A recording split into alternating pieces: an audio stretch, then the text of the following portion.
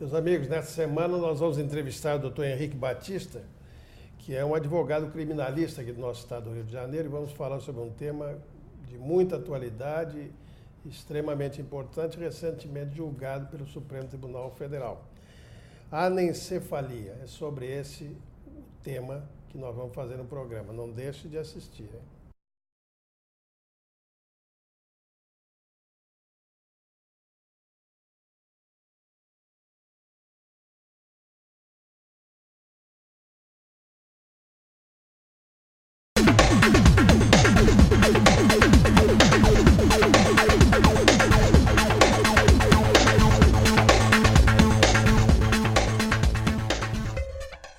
Senhores telespectadores, o programa Justiça Sem Fronteiras está entrevistando, no momento, o Dr. Henrique Batista. Dr. Henrique Batista é um advogado criminal, membro do Instituto Brasileiro de Ciências Criminais, o IBCCRIM, pós-graduado pela Faculdade de Direito da Universidade de Coimbra. Doutor Henrique, me diga uma coisa. Em primeiro lugar, eu quero saber por que você foi atraído para esse tema. Bom, doutor Carpena, primeiramente, muito boa tarde, é um prazer estar aqui, uma honra. Bom, é um tema que desperta a atenção de todos nós, a questão do aborto, independente do caso do feto anencefálico, oferecido no Supremo, mas é um tema palpitante que tem que ser debatido pela sociedade, deixado questões emocionais, questões religiosas de lado, então que interessa a todos, inclusive que há hoje no Congresso Nacional em trâmite um projeto de um novo Código Penal. Então, essa decisão do Supremo Tribunal Federal, na realidade, ela traz uma contribuição para esse debate, para a sociedade, que o fato é que o aborto é uma realidade no brasileira. Há milhares de casos de aborto feitos na clandestinidade. Então, não se pode fechar os olhos a essa realidade, é necessário que a sociedade, e o momento é propício, não só pela decisão do Supremo Tribunal Federal, como também por estar tramitando um projeto de novo código, que se debata esse assunto junto com a sociedade civil. Sim. Então, a tua visão é um pouco mais ampla do que eu imaginava inicialmente. Você não quer tratar de anencefalia pura e simplesmente. Você está colocando a questão do aborto, né? Eu acredito, quer dizer, que como essa decisão do Supremo Tribunal Federal, nessa ação, na realidade, é uma arguição de descumprimento do preceito fundamental, que foi movida pela Confederação Nacional dos Trabalhadores na Saúde, ela enfoca especificamente esse caso, o caso do aborto no feto anencefálico, para que fosse dada uma interpretação conforme a Constituição aos artigos do Código Penal que criminalizam o aborto, para que nesses casos de feto anencefálico, em que fosse diagnosticada essa doença, fosse permitido o aborto, não fosse criminalizada a conduta, o que afeta da forma como vem sendo feito. Primeiro, havia decisões judiciais em vários sentidos no Brasil. Alguns juízes concediam, outros não, autorização para o aborto, que afeta não só o direito da gestante de decidir se ela realiza ou não o aborto, como também o direito dos profissionais da área de saúde que realizam aquele procedimento. Certo. Porque o aborto é um tema sempre controverso, né? Sempre controverso.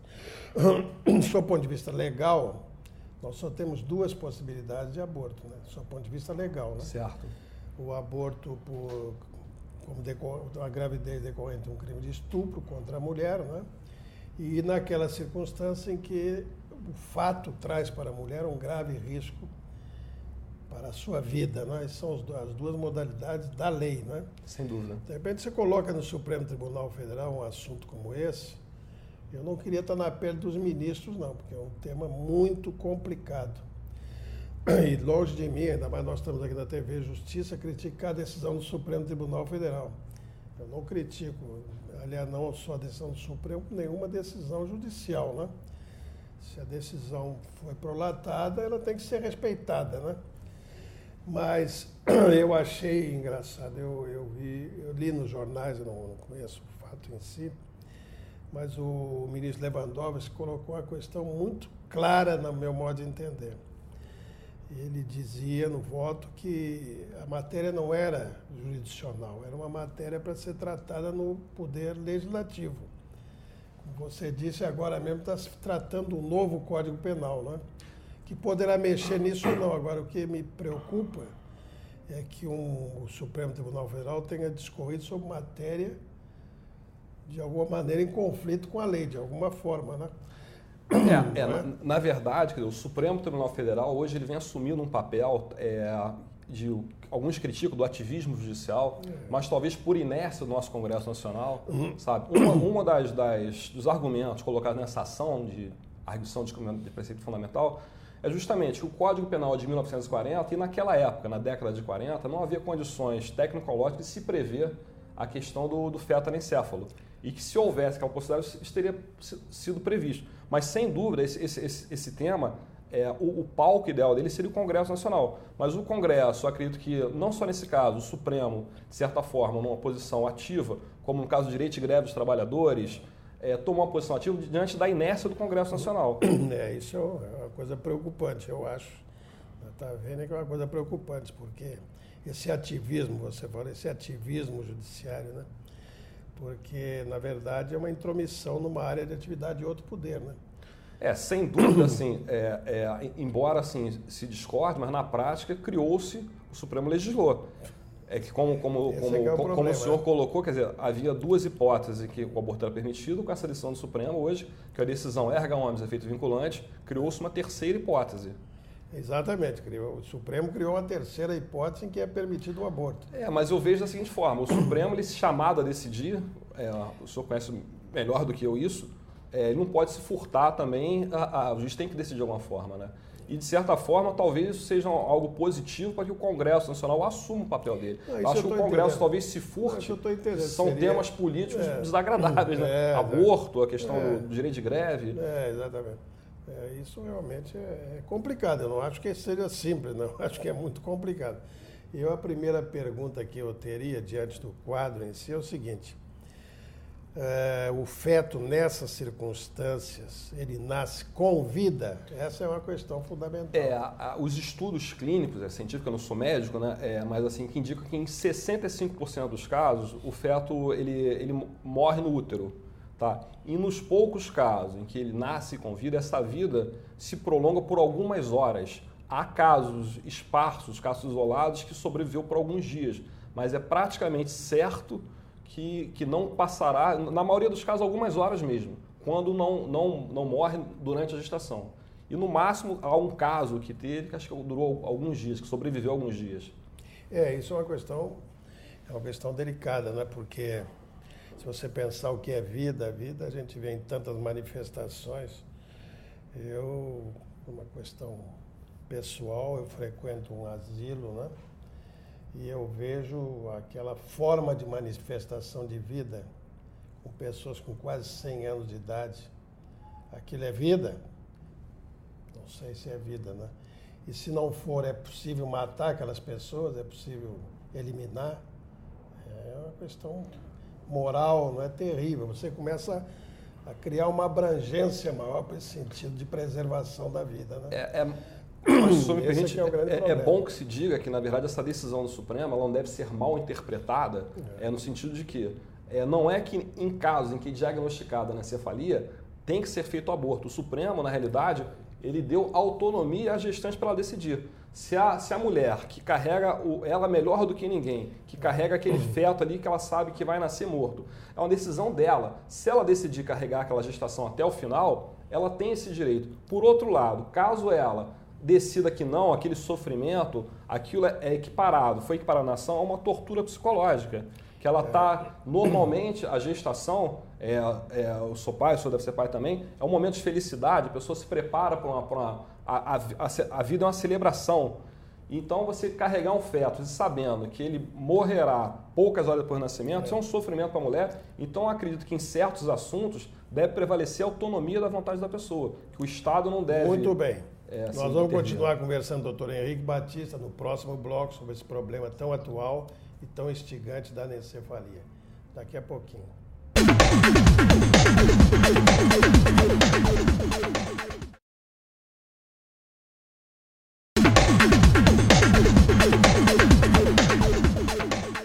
Muito bem, estamos de volta. O programa Justiça Sem Fronteiras, entrevistando o doutor Henrique Batista, advogado criminalista aqui do nosso pretório aqui do Estado do Rio de Janeiro.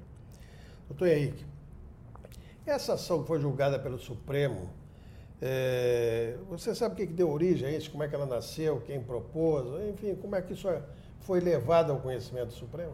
Bom, essa ação, uma arguição de descumprimento de preceito fundamental, foi proposta em 2004 pela Confederação Nacional dos Trabalhadores na Saúde.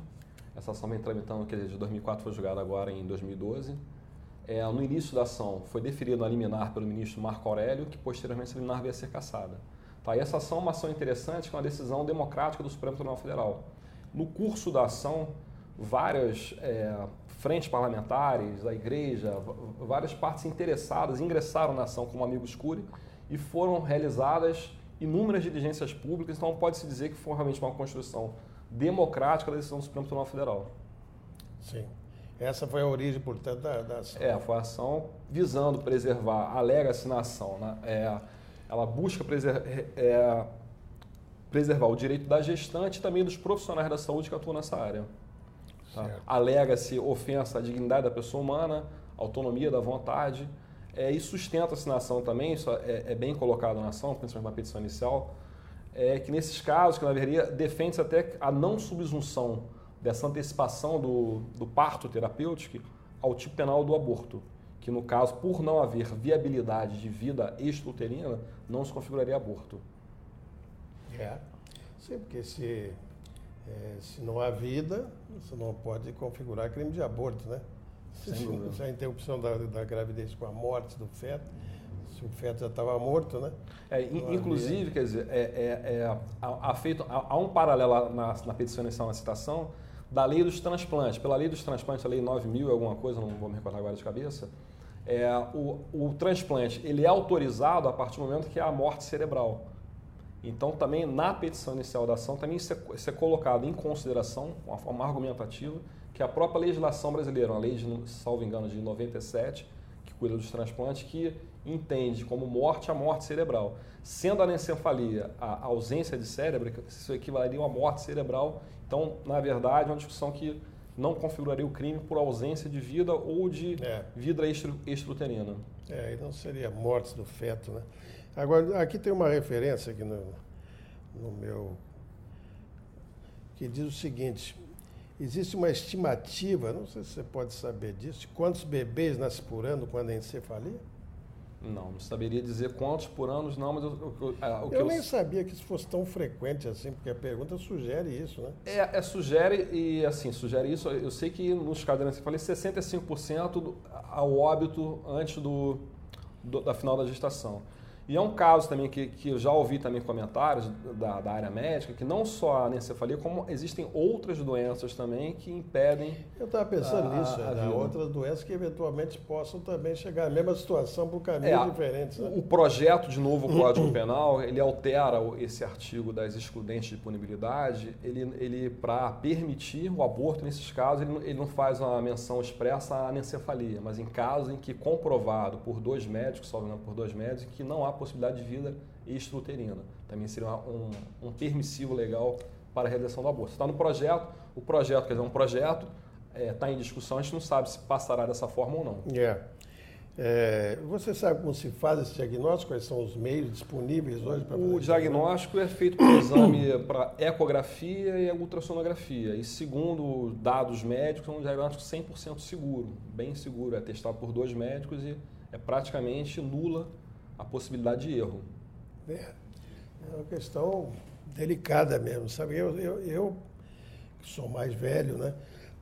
Eu tenho sempre uma cautela muito grande em relação ao problema do aborto, ao problema da vida, porque a gente já acaba pensando nisso daí, caindo na eugenia, que já foi tentada algumas vezes na história de uma maneira trágica, não é?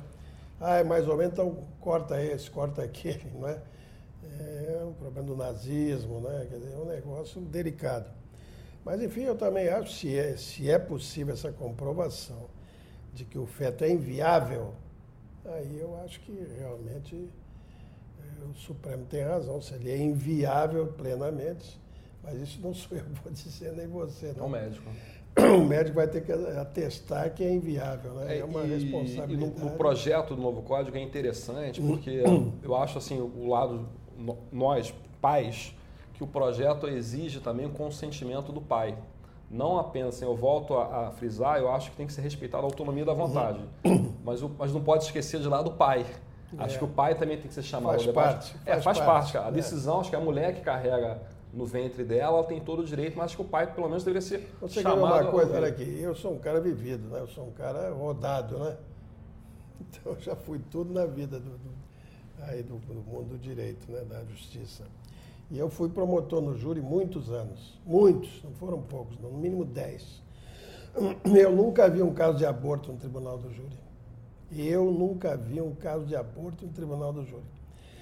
Eu encontrei no júri algumas vezes o caso da clínica, que a gente chamava de fazedora de anjo, né? Mas a mulher que praticou aborto, não existe isso no júri. Porque é um crime que vem sempre envolvido nessa atmosfera moral, né? A mulher, coitadinha, o direito da mulher, a mulher não tinha dinheiro para sustentar a criança, tinha problema com a família, não sei quem, então ela fez o aborto, né? Você vê como é a vida, embora seja crime, e ninguém tem dúvida disso, que é crime de acordo com a lei, mas não chega às barras do tribunal. Pois é, mas isso que eu acho que é oportuno, essa decisão do Supremo, que traga à baila essa questão, essa discussão, porque são realizados milhares de abortos por ano, na clandestinidade, então é questão de ser debatido, não só o aborto no caso do feto anencefálico, mas em outras hipóteses também. Claro. A sociedade precisa debater isso. Por isso que eu perguntei no início se você está vendo essa questão com o aborto como um todo, e não apenas o anencefálico, né, que se chama, né? Que foi o que o Supremo julgou eventualmente, né? A questão do aborto é muito maior do que isso. Muito maior. Né? E a decisão do Supremo é um caso específico. É um caso específico, exatamente. Muito bem. Mas você então tem eu estou te ouvindo, mas você tem uma posição definitiva sobre isso? Não. Nessas hipóteses? Não, eu entendo que a decisão do Supremo é uma decisão vinculante, erga omnes, no caso do feto anencefalo. Sim, mas aí nós vamos cair sempre nessa. Quem vai atestar que aquela hipótese era assim? Não, a decisão diz que seja atestado por 2 médicos. Não basta a alegação de que o feto, você tem que ser atestado, comprovado por médico. Aí diz o Ministério Público, vamos fazer uma prova, vamos fazer uma perícia para contestar. Inclusive, que teve a decisão foi por 8-2, mas teve, na maioria, teve 2 votos, o Celso de Mello de 8. O Lewandowski e o Não, o Lewandowski e o Peluso foram contra, mas teve 2 votos que votaram pela deferimento da ação, que queriam especificar nos votos, detalhar como deveria ser feito esse exame. Ficaram vencidos. Sim. O Celso de Mello e, salvo engano, o Gilmar Mendes. Sim. Tá, mas a decisão é que tem que ser atestado por 2 médicos. Você tem uma ideia assim, de como outros países enfrentam essa questão? Bom, eu sei que cada área é uma área, né? Cada cultura é uma cultura e tal. Mas de certa forma, nos países ditos ocidentais, não especificamente com relação à antecipação terapêutica, ao aborto, como se queira, do feto anencefalo. Mas, por exemplo, nos Estados Unidos o aborto é permitido, acho que em quase todos os estados, até o 3º mês da gestação. A partir do 3º mês de gestação, algumas restrições, dependendo de cada estado. Os Estados Unidos é meio complicado. O Canadá, ele é permitido. A decisão da Suprema Corte canadense autorizando também já tem alguns anos. Portugal também houve uma lei, salvo engano, também autorizando aborto em determinados casos. Na Alemanha também teve a decisão da Suprema Corte alemã, inicialmente, acho que na década de 70, contrária e depois, posteriormente, a decisão favorável. Eu acho que está muito associado a essa capacidade que a gente tem hoje de identificar alguma coisa desse gênero, como a anencefalia, muito cedo, né? Eu acho que essa que a gente não tinha há pouco tempo atrás, né? Mas esses países que eu citei no direito comparado independem até da questão da viabilidade do feto. Aborto, não. Aborto puro e simplesmente é uma questão até que aí eu acho que eu também não sou tão confiante nessa ideia. Pois é, aí eu já acho que a questão que foi debatida no Supremo é a questão da ponderação do direito à vida, do feto, nascituro, e com relação ao direito da gestante. Então, nesse ponto, eu tenderia... Você que acompanhou isso muito de perto, você mesmo disse aqui, qual foi o argumento que você acha que dominou o julgamento lá dos que votaram favoravelmente ao aborto? Bom, que hoje... O que você acha que foi? É que o argumento central é a dignidade da pessoa humana, a falta de viabilidade do feto. Se discutiu a questão da vida, quer dizer, os votos vencidos, houve essa ponderação entre o direito à vida e o direito da gestante, mas preponderou a questão da dignidade da pessoa humana, do sofrimento da mulher e a autonomia da vontade dela decidir se quer ou não carregar aquele feto que sabe que não terá uma viabilidade após o parto. Certo. Muito bem, nós vamos continuar conversando com o Dr. Henrique Batista no próximo bloco sobre questões ligadas ao aborto e mais especificamente da anencefalia. Daqui a pouquinho.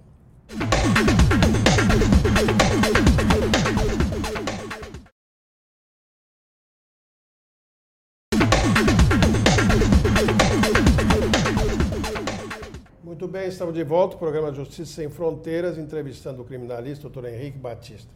Henrique, diga uma coisa para mim. Você acha que essa decisão do Supremo, que é muito recente, é coisa recentíssima, né? Ela vai causar uma abertura maior na justiça brasileira? Quer dizer, vai gerar uma forma diferente de encarar esse problema do aborto? Não da anencefalia, do aborto de uma maneira geral? Não, acredito que não, John. Eu acho, mas a questão pacifica conflitos dentro do próprio judiciário, que um dos motivos que essa causa chegou ao Supremo foi até um habeas corpus de relatoria do ministro Joaquim Barbosa, que chegou ao citar do Supremo, que o que acontecia antes dessa decisão do Supremo Tribunal Federal, cada juiz entendia de uma forma, e isso é muito ruim, isso gera uma insegurança jurídica. Tá? Então, de certa forma, isso pacifica, mas não acredito que essa decisão que ela possa ser utilizada em outros casos que não seja do feto anencéfalo. Eu acho que, porque isso eu conheço muito bem, porque eu fui um operador desse negócio, né?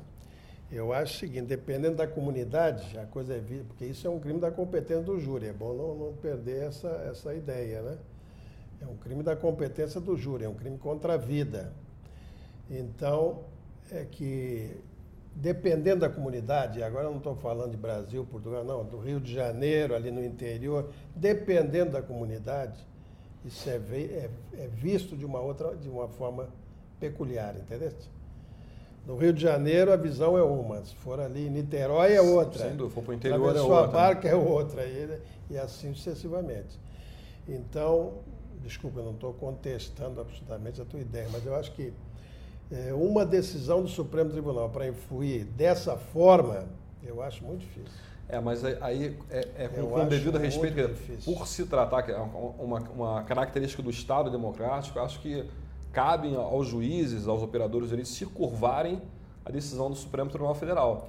Não, veja, se curvar, a pergunta tem outra conotação. Se curvar no caso de anencefalia. Não, sem dúvida. Mas o aborto, porque a pergunta é outra, se isso influiria também em outros casos. Em outros casos de aborto. Eu acho que poderia até ser argumentado. E você chegou até a falar, não, há um novo Código de Processo Penal, projeto penal tramitando no Congresso. Isso influiria lá? Isso é não, que eu quero dizer. Não, com relação a esse projeto de Código Penal, eu não tenho a menor dúvida que a decisão do Supremo, sem dúvida, irá refletir no anteprojeto do novo Código. Assim, seria um desperdício se isso não fosse levado em consideração. E o Supremo, volto a frisar, nesse caso decidiu, a ação tramitou, foi proposta em 2004, foram várias audiências públicas, vários especialistas, isso eu ia te participação da sociedade. Houve realmente várias audiências públicas, várias instituições como a Amigos Curiae do processo, entendeu? Então foi um processo, uma construção da decisão, pode-se dizer, sem dúvida, democrática. Não foi uma decisão tomada exclusivamente pelos juízes de uma forma isolada.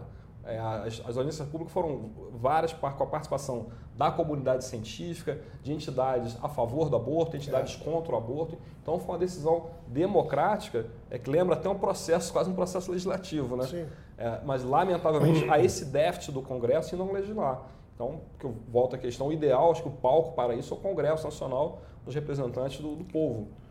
Mas essa decisão do Supremo, sem dúvida, tem que ser levada em consideração pelo Congresso Nacional. Não deixa de ter, como é que se diz, a tutela do Supremo Tribunal Federal é uma coisa de extrema gravidade, né, de pensar sobre ela. Né? Mas é uma questão sempre em aberto. Sempre. Eu me formei, se eu disser o ano, você vai pensar que eu sou muito velho, mas eu me formei em 1959. Essas questões relativas ao aborto já estavam colocadas. Todas essas, não tem nada de novo nisso aí. A não ser, a única coisa de novo, efetivamente, tem nessa discussão, é essa capacidade técnica de se identificar, não é? que aquele feto não vai nascer. Sem dúvida, a tecnologia... Agora, as questões morais em torno do aborto e religiosas, elas estão íntegras. Pois é, mas sendo... Estou te falando de 1959. Não tem nada. Mas sendo o Estado laico, essas questões deveriam... Talvez até por isso se furte o Congresso Nacional a debater, mas o Estado é laico. Então isso deve ser debatido. Eu falei, não se pode furtar a realidade. O aborto existe, são milhares de abortos praticados. Sabe-se lá como. Não, então, esse debate tem que ser levado à frente. Mas eu dei esse depoimento para você. Eu trabalhei 10 anos no Tribunal do Júri, aqui de uma grande cidade. Nunca vi um caso de aborto. Eu nunca vi um caso de julgamento de aborto. Se tiver algum colega que saiba... Também não... Pode vir aqui conversar comigo, que eu nunca vi. O que há é da pessoa, da aborteira. Da clínica, do médico. Isso há, mas da mulher que submeteu ao aborto não existe. Pois é, mas acho que é uma questão de saúde pública também, foi outro argumento colocado na ação, uma questão de saúde. Isso é para poder ser tratado de uma forma para o hospital público, para que normalmente esses abortos marginalizados são pessoas de baixa renda. Com certeza. Que a pessoa que tem um poder aquisitivo maior, ela vai na clínica com todo o recurso. Então a gente não tem assim, isso tratado de uma forma criminalizada, mas você não sabe como é que se chama isso na linguagem do júri, né? Fazedora de anjo. Vai numa fazedora de anjo, aí a coisa complica, né? Então, assim, não adianta pretender que não existe. E existe, então, assim, tem que é um assunto, por vezes, desconfortável, desagradável, mas que tem que ser enfrentado. Bem, eu quero agradecer com muito empenho a presença entre nós, doutor Henrique Batista, dizer da nossa alegria em tê-lo conosco e colocar sempre as nossas câmaras à sua disposição. Se puder trazer uma questão menos complicada do que essa, eu preferiria. Não sei se os telespectadores vão querer, mas uma menos complicada talvez, né? Muito bem. Fale conosco, hein? www.jsemfronteiras.com.br. E, doutor Henrique, quer concluir com algum pensamento que a gente possa... Bom, gostaria de, primeiramente, agradecer a oportunidade de estar na TV Justiça. E, assim, eu colocar assim, que acho que vivemos novos tempos. Então, aproveitar essa oportunidade que a sociedade brasileira vive num Estado realmente democrático, uma Constituição cidadã, para debater esses temas palpitantes, para que possamos evoluir cada vez mais. Muito obrigado. Ok. Todo mundo é capaz de dominar uma dor, exceto quem a sente. William Shakespeare. Muito obrigado pela sua atenção e até uma próxima vez.